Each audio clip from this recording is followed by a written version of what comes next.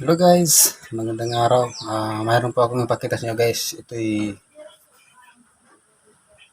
bato sa yungib. Makikita nyo lang po to guys sa loob ng yungib.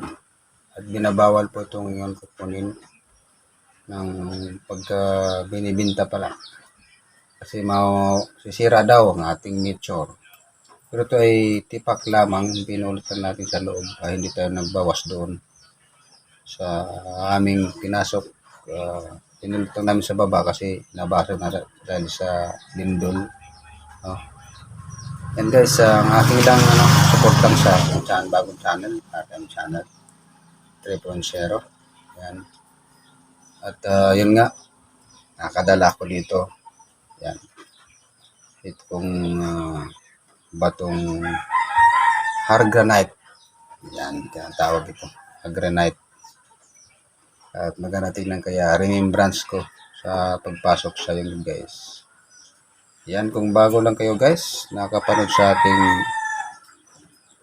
channel dito na bago kong ginawa na channel, pakisupport naman guys. Like, i-share, i-comment, at alam nyo na, pinutin ang notification bell dyan para updated kayo sa aking vlog palagi. Ayun. Yan po nga guys. Marami yan doon guys. Pero bawal natin kukunin yung mga materials doon sa loob ng mga minerals kasi yun po ang nakabalance sa ating mundo. Hindi po natin sirain yun kasi nakakatulong din yun sa atin. Mayroon doong mga paniki para mo makita doon, mga gandang mga tanawin.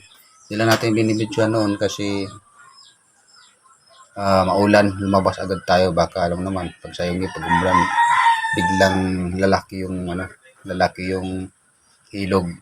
At malalaman mo naman pag tumulo yung yungib. Patak-patak. Pag pumatak yan, pag kaunti lang ulan ng pag tak-tak-tak yun, ay ulakas ng ulan na yan. Yan. Kaya maraming salamat po sa suporta dito sa aking bagong YouTube guys. Sana suportahan niyo. Yan. Shout out po sa lahat ng mga nanonood po sa aking channel. Sa inyo po, maraming salamat sa suporta niyo. Yan, itong bato. Dito na lang guys. Maraming salamat. Bye-bye.